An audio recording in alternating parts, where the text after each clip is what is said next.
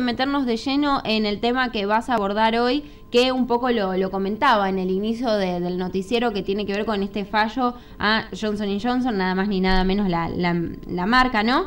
Se comunicaron con nosotros y tienen una consulta a dónde se pueden dirigir a la Oficina de Defensa del Consumidor en Granadero Baigorria.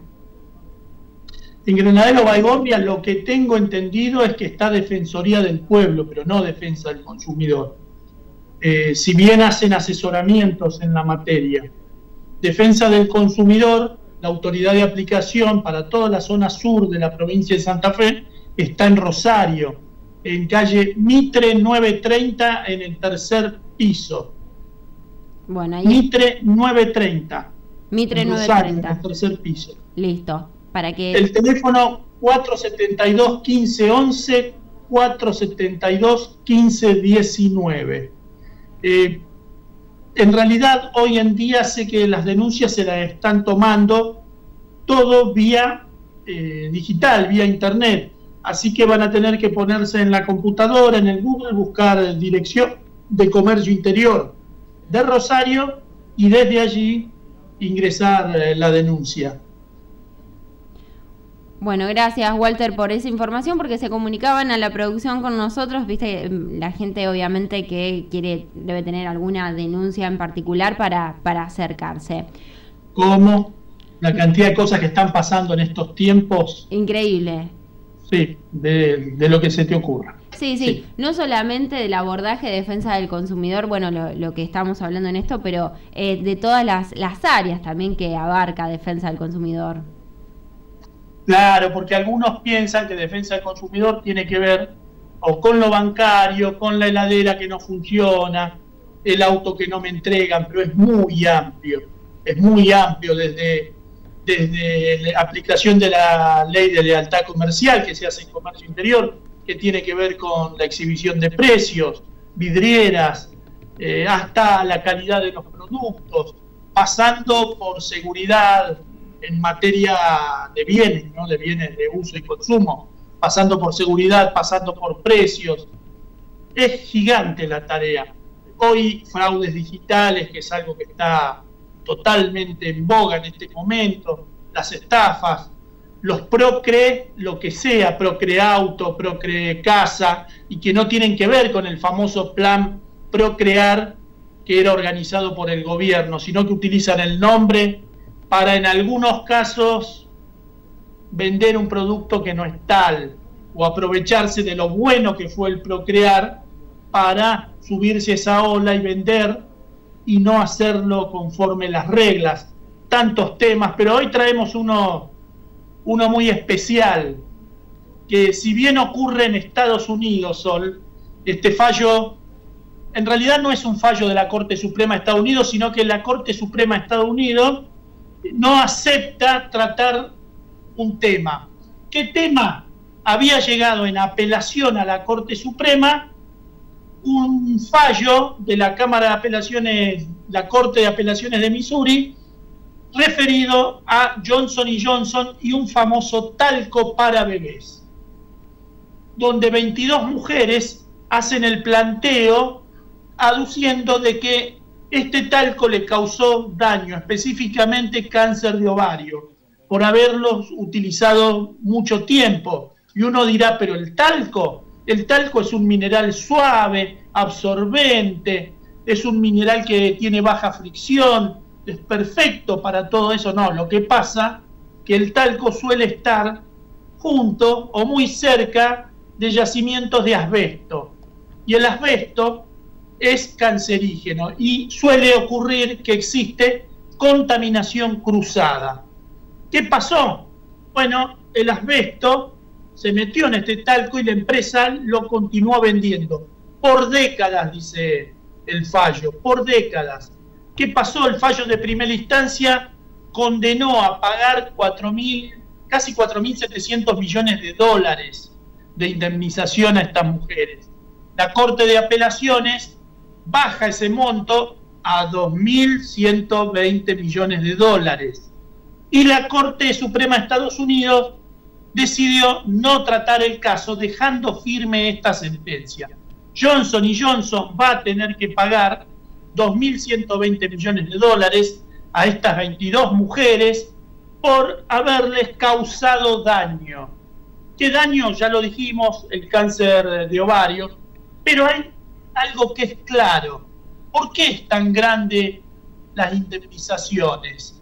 Porque allí existe lo que se llama el daño punitivo, no solo el daño directo. A vos te rompieron un auto, un paragolpe, acá te cambian el paragolpe. Pero a lo mejor podrían haber hecho un desastre, porque la otra parte actuó con desprecio. Bueno, acá no existe para eso el daño punitivo, sí para defensa del consumidor. En Estados Unidos, ¿qué se interpretó? Que Johnson Johnson tuvo lo que nosotros llamamos el desprecio por el otro, tuvo un desprecio por la seguridad y la salud de los demás, y por eso fue condenado a tan altas sumas de dinero. Tengamos en cuenta que no es el primer problema que tiene Johnson Johnson en Estados Unidos. Está el caso de la malla pélvica, está el caso de los opioides, caso tremendo, que siempre invito a los que les interesa a buscarlo, porque la mayoría de esos productos también llegan a nuestro país. La mayoría de esos productos son empresas globales, entonces distribuyen sus productos en todo el mundo. Además, uno piensa que la FDA tiene los mayores estándares del mundo. ¿Cómo se defendió Johnson Johnson? Más allá de las cuestiones jurídicas. Y esto es interesante para nosotros, para entender lo que sigue pasando en el mundo hoy, ahora.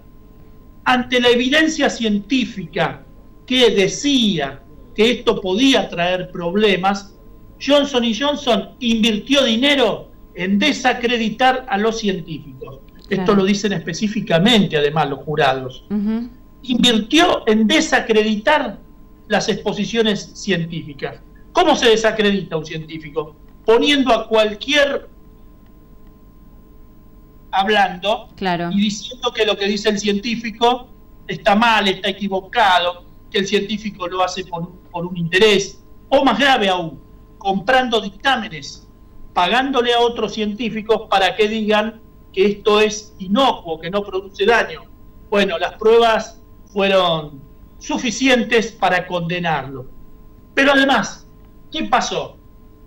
Por si esto fuera poco, había una alternativa. Johnson Johnson sabía de la alternativa. ¿Cuál era la alternativa? Utilizar almidón de maíz en lugar de ese talco contaminado con asbesto. Pero claro, era más caro.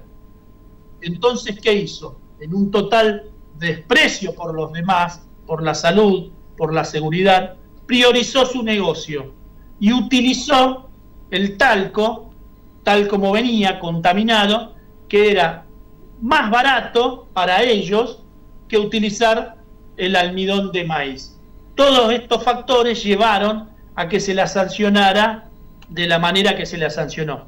Cuidado, este es el primer fallo. Hay muchos en trámite. Esto es una bola muy grande contra la empresa, que veremos cómo termina, porque este ha quedado firme. En otros distritos judiciales ha habido fallos distintos, encontrados. Así que vamos a ver cómo sigue. La condena es grande, importante, y si se suman, algunos hablan de más de 400.000 personas que vayan a demandar. Si se suman, podrían poner en apuros, en graves apuros, a la empresa. Un tema interesante que deja esto es para analizar, bueno, primero cómo actuó la Corte Suprema, que no trató el tema, pero dos de los jueces se abstuvieron de opinar. Y esto compárenlo con lo que pasa en nuestro país. Claro. Uno se abstuvo de opinar.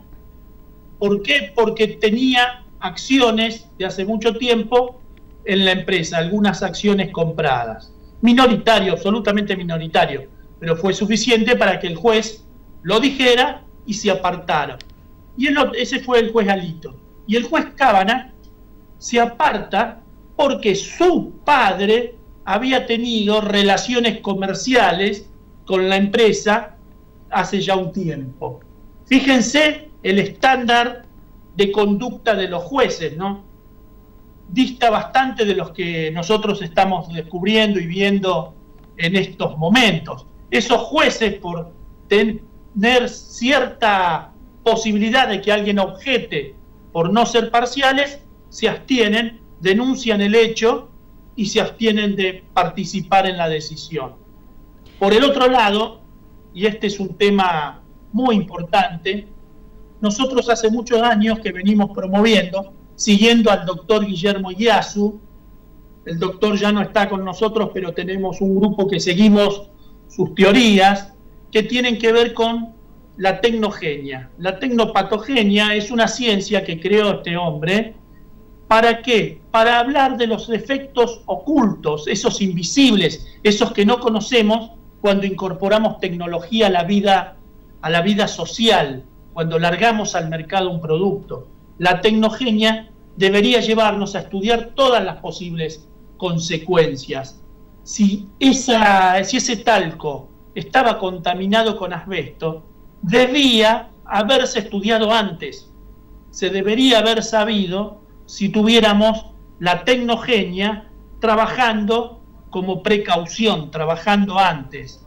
Tenemos un video hecho donde explicamos qué es esto, largo y tendido, pretendemos que sea una ciencia y que se cumpla y que se incorpore en los distintos países para evitar que pasen estas cosas. Lamentablemente esto sigue pasando, hay mucho camino por recorrer, pero al que le interese vamos a dejar un video por aquí donde vamos a hablar de la tecnogenia.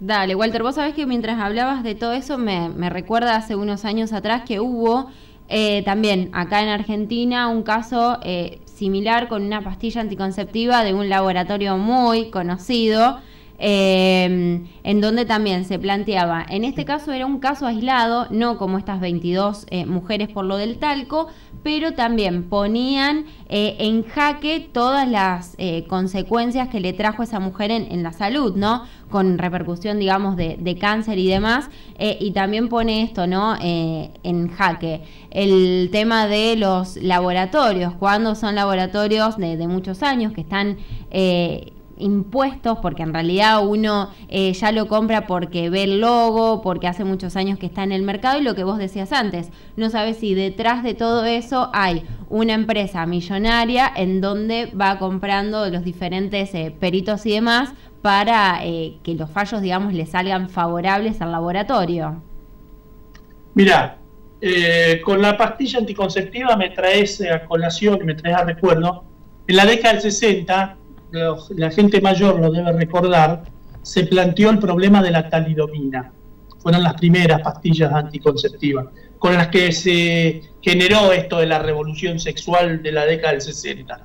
La talidomina después se descubrió que tenía un montón de problemas. A raíz de temas como este es que el doctor Iguazú empezó a estudiar esta problemática de cómo hacer para, antes de soltar un producto al mercado, se realicen estudios sobre las consecuencias a largo plazo y ocultas, porque las consecuencias inmediatas las sabemos. Hablemos del glifosato, por ejemplo. Si uno se toma un trago, sabe que se intoxica, pero la consecuencia oculta es, y a largo plazo, es ese que uno va recibiendo día a día durante muchos años y después aparece el problema. Claro, 20 años después, el problema se diseminó por todos lados. Si se hacen los estudios previos, la cosa sería distinta. Y se establecen una serie de principios para que los estados, los organismos de contralor, actúen. La verdad es que, seguimos diciéndolo, no falta mucho, somos muy pocos los que estamos tratando de impulsar esta ciencia, la tecnopatogenia o tecnogenia, dicho sencillo. La verdad es que falta mucho, pero como el caso de la talidomina y las pastillas anticonceptivas, podría contarte cantidades de ejemplos. Te aseguro que un programa entero no alcanzaría solamente para titularlo, lo que ha pasado con distintos productos. Y productos sensibles, donde la familia lo utiliza. El caso del DDT más atrás, el caso de la talidomina, el caso de las naftas con plomo, todo lo que hay atrás, toda la industria, los científicos, los dictámenes contradictorios. Dictámenes contradictorios cuando un científico dice es bueno y el otro dice que es malo. Entonces, las empresas se agarran del que dice que es que es inocuo, que no produce ningún daño, y con esto van haciendo los trámites. Lo acusan de loco, de descerebrado, al científico que dice esto, de que no tiene un gran trabajo profesional, que no trabaja en un gran laboratorio. Claro, generalmente los que investigan esto son de laboratorios pequeños, de laboratorios de universidades, de escuelas, no sostenidas por las grandes empresas, porque cuando los laboratorios son sostenidos por las grandes empresas, como dicen ellos mismos, dime quién paga y te diré quién manda. Y eso es lo que pasa con muchos de los productos que recibimos. Muchos que tenemos por inocuos lo son, realmente lo son. Otros pensamos que lo son, pero no sabemos qué puede pasar a largo plazo. Y después, lo más grave, los que sí se saben que no son inocuos, que causan problemas, y aún así se ponen en el mercado por un negocio. Bueno, Johnson & Johnson ha sido sancionado, no solo deberá reparar a las víctimas, sino que además deberá pagarle a las víctimas una gran suma de dinero como pena, como sanción, como indemnización punitiva, por lo que ha hecho, con el objeto de ¿qué? De que no lo vuelva a hacer y que no lo hagan otros en el mercado. Esa es la idea de las grandes indemnizaciones que uno ve en Estados Unidos, por ejemplo. Eso en nuestro país está entrando muy tibiamente, muy lentamente, solamente está en materia de defensa del consumidor este daño punitivo. Hay grandes sectores que presionan para derogarlo, hay grandes sectores que además trabajan bancando libros que se oponen a esto, que sacan a gente a dar charlas para que esto no entre en nuestro sistema o le pongan limitaciones, y después están aquellos que apoyamos abiertamente el daño punitivo y que le pedimos a los jueces que no sean timoratos, porque aunque a veces lo sancionen con un daño punitivo, para la empresa aún así le conviene seguir violando la ley, porque es un simple tema contable de sumas y restas. Por eso los daños punitivos deben ser tan grandes como lo fueron, por ejemplo, en este caso. Walter. ¿Para qué? Sí. Para que se le vayan las ganas de jodernos. Exacto. Walter, muy amable como siempre. Bueno, volvemos la semana que viene abordando alguno de estos temas actuales, o temas o fallos como este, para que la gente del otro lado que nos ve, nos escuche, esté atento y obviamente alerta, ¿no? Dale, nos encontramos el miércoles que viene. Muchas gracias, Walter. Cariños, hasta la semana que viene.